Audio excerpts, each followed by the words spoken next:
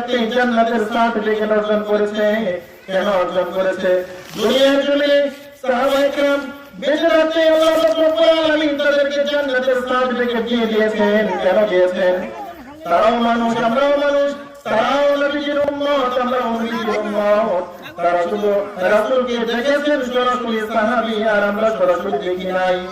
কিন্তু তারা যেভাবে দুনিয়ার জমিন থেকে জান্নাতের সার্টিফিকেট অর্জন করে নিয়ে গেছেন, আমরা যদি তাদের মতো আমাদের ঈমানকে শক্ত করতে পারি, আমাদের ঈমানকে মজবুত করতে পারি, তাহলে আল্লাহ পাক রব্বুল আলামিন দুনিয়ার জমিন থেকে আমাদেরকে জান্নাতের ঘোষণা দিয়ে দিবেন। সুবহানাল্লাহ, সুবহানাল্লাহ। সাহাবায়ে কেরামের জীবনের দিকে তাকালে পাওয়া যায়, সাহাবায়ে কেরাম আল্লাহ পাক রব্বুল আলামিনকে যেমন ভয় করতেন, হযরত ওমর ফারুক রাদিয়াল্লাহু তাআলা আনহুর জীবনে খুললেই পাওয়া যায়। আমিরুল মুমিনিন খলিফাতুল মুসলিমিন হযরত আবু বকর সিদ্দিক রাদিয়াল্লাহু তাআলা আনহু যখন দুনিয়ার জমিন থেকে বিদায় নিয়ে চলে গেলেন, দুনিয়ার জমিন থেকে যখন চলে গেলেন, সবাই হতাশ হয়ে গেলেন। হায় হায়, আমাদের আমিরুল মুমিনিন আবু বকর চলে গেছে, এখন আমাদের আমির কি হবে? সবাই একবার কি চিন্তা করলো, আবু বকর সিদ্দিক রাদিয়াল্লাহু তাআলা আনহুর পরে যোগ্য যদি কোনো ব্যক্তি থেকে থাকে, তাহলে সে হচ্ছেন হযরত ওমর ফারুক। এর উপরে আর কোনো যোগ্য ব্যক্তি নাই। সবাই ওমর ফারুক রাদিয়াল্লাহু তাআলা আনহুকে খুঁজতেছে, হায় হায়, আমিরুল মুমিনিন আবু বকর নাই, ওমর কোথায় গেল? ওমরকে খুঁজতেছেন। ওমর ফারুক রাদিয়াল্লাহু তাআলা আনহু ভয়ে যে আমিরুল মুমিনিন আবু বকর চলে গেছে, এখন তো সবাই আমাকে আমির বানাবেন, এই ভয়ে আবু বকর সিদ্দিক রাদিয়াল্লাহু তাআলা আনহুর পরে ওমর ফারুক রাদিয়াল্লাহু তাআলা আনহুকে আমিরুল মুমিনিন হিসেবে নিয়োগ করা হবে। এটা যখন ওমর ফারুক রাদিয়াল্লাহু তাআলা আনহু বললেন, তখন ওমর ফারুক রাদিয়াল্লাহু তাআলা আনহু নিজের ঘরের ভিতরে দরজা জানালা বন্ধ করে বসে আছেন। সবাই খুঁজতেছেন ওমর কোথায়, কোথায় ওমর ফারুক রাদিয়াল্লাহু তাআলা আনহুকে খুঁজে পাওয়া যাচ্ছে না। সবাই যখন যুবকরা দৌড়িয়ে ওমর ফারুক রাদিয়াল্লাহু তাআলা আনহুর বাড়িতে চলে গেলেন, যাওয়ার পর সবাই লক্ষ্য করলেন, দেখলেন ওমর ফারুক রাদিয়াল্লাহু তাআলা আনহু দরজা জানালা বন্ধ করে ঘরের ভিতরে বসে বসে কান্না করতেছে। সবাই ওমর ফারুক রাদিয়াল্লাহু তাআলা আনহুর ঘরের ভিতরে সামনে দরজার মধ্যে নক করলেন, হে ভাই ওমর, দরজা কেন বন্ধ করেছ? দরজা খোলো। ওমর ফারুক দরজা খুলছে না, ভিতরে থেকে আওয়াজ দিচ্ছে, ও ভাই, তোমরা কেন আমার বাড়িতে এসেছো? আমি জানি তোমরা আমাকে আমির বানাইবা, তোমরা আমাকে খলিফা বানাইবা। না না, আমি ওমর খলিফা হইতে রাজি না। কারণ আমি খলিফা হবো, এরপরে যদি আমার দলে কোনো অন্যায় কাজ হয়ে যায়, কেউ যদি আমার দলে কষ্ট পেয়ে যায়, তাহলে কি আমাদের ময়দানে আল্লাহ পাক রব্বুল আলামিনের সামনে জবাব দেওয়ার মতো সাহস আমি ওমরের থাকবে না। ওমর ফারুক দেখতে বলেন, না না না, আমি পারবো না, আমি খলিফা হতে পারবো না, তোমরা চলে যাও। আমিরুল মুমিনিন ওমর ফারুক রাদিয়াল্লাহু তাআলা আনহুকে বলতেছেন, আমাদের আর কোনো যোগ্য ব্যক্তি নাই আপনি ছাড়া। আমরা সবাই এক বাক্যে স্বীকার করেছি, যদি কেউ খলিফা হয় তাহলে সেটা আপনি ওমর, আর কেউ হবে না। বর্তমান জামানায় কেউ চেয়ার দখল করার জন্য, ক্ষমতার জন্য মানুষ কত কি না করে, মারামারি হানাহানি, এরপরে লাশের পর লাশ পড়ে যায় চেয়ারে বসার জন্য। আর ওমর ফারুক রাদিয়াল্লাহু তাআলা আনহু তাকে জোর করে চেয়ারে দিতে যাচ্ছে, ক্ষমতা দিতে যাচ্ছে, কিন্তু সে নিতে চায় না। কেন? তার ভিতরে ঈমান আছে, তার ভিতরে আল্লাহ তাআলার ভয় আছে, যে হায় হায়, আমি ক্ষমতা পাবো, চেয়ারে বসবো, আমার দ্বারা যদি কোনো একটা মুসলমান কষ্ট পায়, আল্লাহ তাআলার আদালতে আমি জবাব দিতে পারবো না। এই ভয়ে সে ক্ষমতা নিতে চায় না। আমার ভাইরা, ওমর ফারুক রাদিয়াল্লাহু তাআলা আনহু অবশেষে যখন খলিফা হয়ে গেলেন, খলিফা হওয়ার পর ওমর ফারুক রাদিয়াল্লাহু তাআলা আনহু বাইতুল্লাহ, আল্লাহ তাআলার ঘরের ভিতরে সর্বপ্রথম যে দিন খুতবা দিবেন, ওই দিন সবাই মসজিদের ভিতরে বসা, সব সাহাবায়ে কেরাম মসজিদের ভিতরে বসা। আমিরুল মুমিনিন ওমর ফারুক রাদিয়াল্লাহু তাআলা আনহু আসবেন আর খুতবা দিবেন। সবাই একটু পর পিছন দিকে তাকায় যে কখন জানি ওমর ফারুক চলে আসে, কখন জানি আমিরুল মুমিনিন চলে আসে। ওমর ফারুক রাদিয়াল্লাহু তাআলা আনহু আসে না। বেশ কিছু সময় যখন হয়ে গেল, সবাই যখন লক্ষ্য করলেন কি ব্যাপার, ওমর ফারুক রাদিয়াল্লাহু তাআলা আনহু আসে না কেন, তখন একজন যুবককে পাঠিয়ে দিল, যাও তো দেখে আসো ওমর ফারুক কি করে, কোথায় আছে। আমিরুল মুমিনিন কেন দেরি করছে, খুতবা দিবে কখন, নামাজ পড়াবে কখন। যখন এই কথা চিন্তা করে একজন যুবককে পাঠিয়ে দিলেন। ভালো করে খেয়াল করবেন, হযরত ওমর ফারুক রাদিয়াল্লাহু তাআলা আনহু যখন খুদার জন্য দেখার জন্য কোথায় আছে, যুবকটি চলে গেল। যুবকটি যাওয়ার পর লক্ষ্য করলেন, দেখলেন যে সামনে ওমর ফারুক রাদিয়াল্লাহু তাআলা আনহু বসা, গায়ের উপরে কোনো জামা নাই, একটা মাত্র জামা আছে। ওই জামাটি রোদের মধ্যে এইভাবে এপিট ওপিট করে শুকাই দিয়েছেন।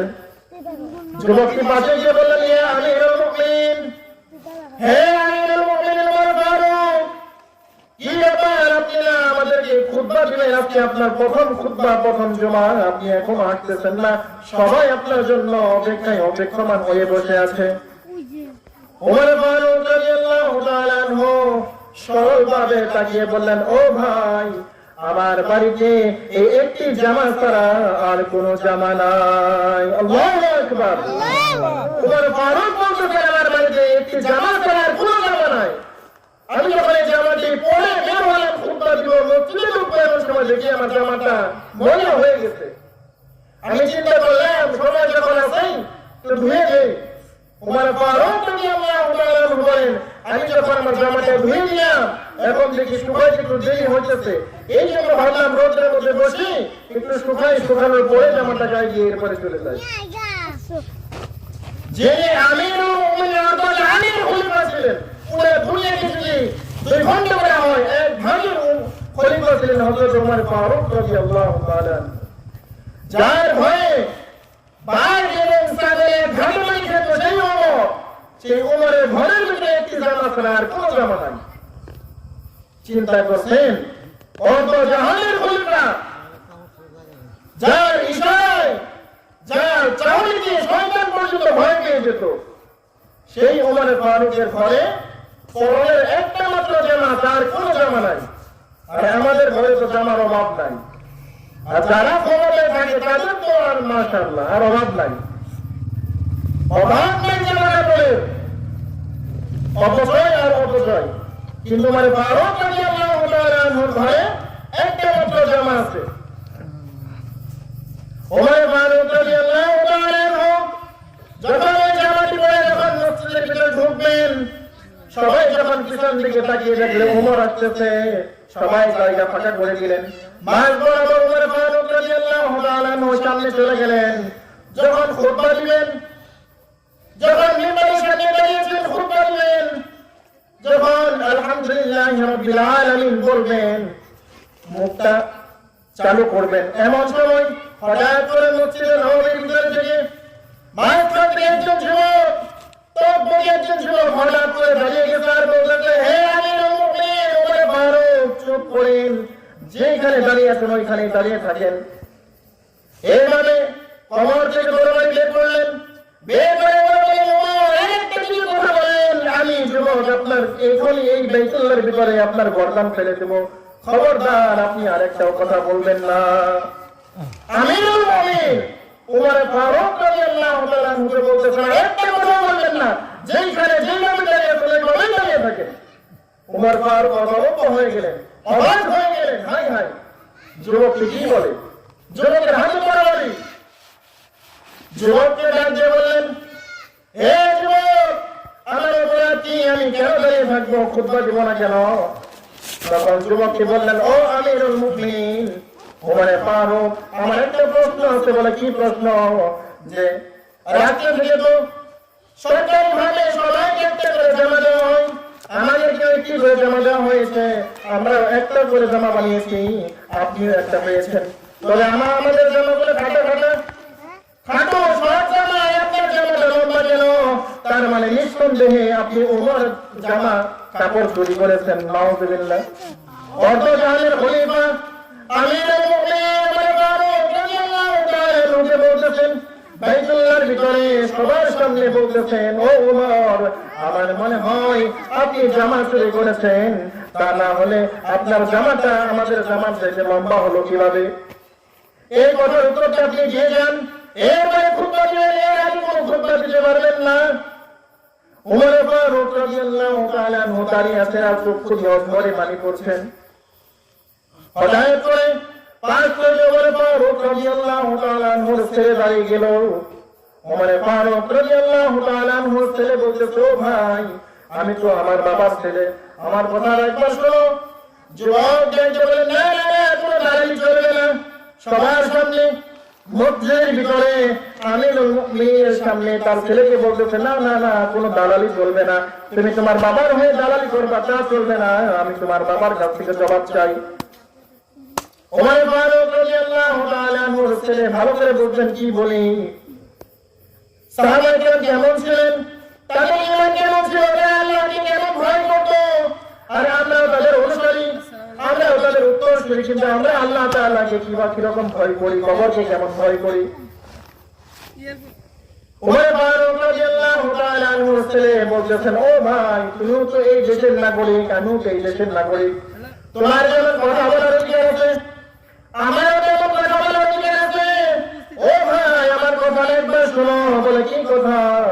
বলে, আমার বাবাও তো তোমাদের মতো একটি করে জামাটা পেয়েছে, আমিও একটা জামা পেয়েছি।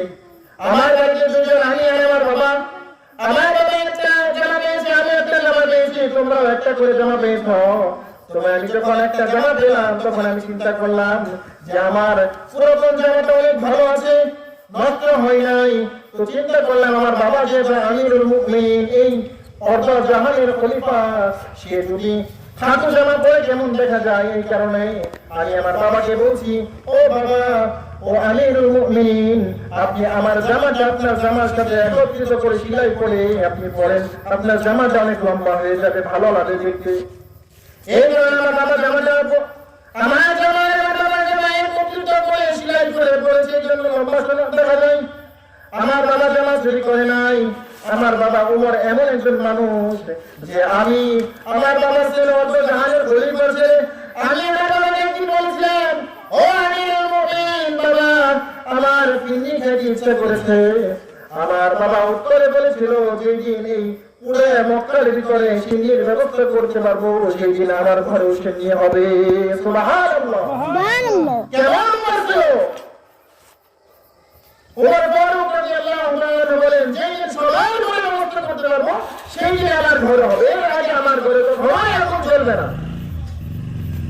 তারা মানুষ ছিল, আমরাও মানুষ, কিন্তু তারা দুনিয়ার জমিন থেকে জান্নাতের সার্টিফিকেট অর্জন করেছে, আর আমরা দুনিয়ার জমিন থেকে জাহান্নামের সার্টিফিকেট অর্জন করতেছি। কি বলেন? আমাদের আমল, আমাদের অবস্থা, মনে হয় আমরা জান্নাতে যেতে পারবো কিনা গ্যারান্টি নাই। সাহাবায়ে কেরাম কেমন এরকম ছিলেন? তাদের ঈমান শক্ত ছিলেন, প্রগাঢ় ছিলেন। আমার ভাইরা, ওমর ফারুক রাদিয়াল্লাহু তাআলা আনহুর জবাব উত্তরটি শুনে যুবকটি বললেন, ও আমিরুল মুমিনিন, আমার আর কোনো অভিযোগ নাই, এখন আপনি আপনার বক্তব্য দেন। এখন আপনি আপনার খুতবা পাঠ শুরু করলেন। আমিরুল মুমিনিন ওমর ফারুক রাদিয়াল্লাহু তাআলা আনহু বলতেছেন, না না না, আমি তো খুতবা দেব না, তুমি যেভাবে আমাকে একটি প্রশ্ন করেছো, আমারও কথা আছে। আমিরুল মুমিনিন যখন বললেন আমারও কথা আছে, সবাই ভয় পেয়ে গেলেন। হাই হাই, ওমর ফারুক উনি তো আগান্ত হয়ে গেছেন, উনি মনে হয় আপনাকে মেরে ফেলবে, সবাই ভয় পেয়ে গেছে। আমিরুল মুমিনিন ওমর ফারুক রাদিয়াল্লাহু তাআলা আনহু যুবক থেকে ডাকতে বললেন, ও ভাই যুবক, কাছে আসো।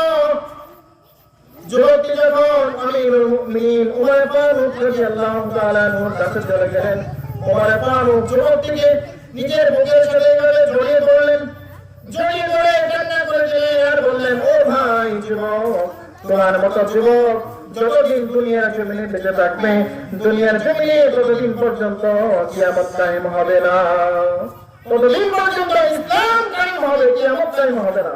তোমার মতো যুবক যতদিন পর্যন্ত দুনিয়ার জমিনে আল্লাহর এই জমিনে বসবাস করবে, কেমন যুবক ছিল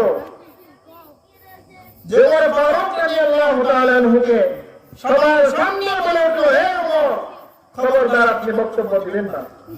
কেন? সেই ওমর কেমন ছিল, তার ভিতরে আল্লাহর ভয় কেমন ছিল।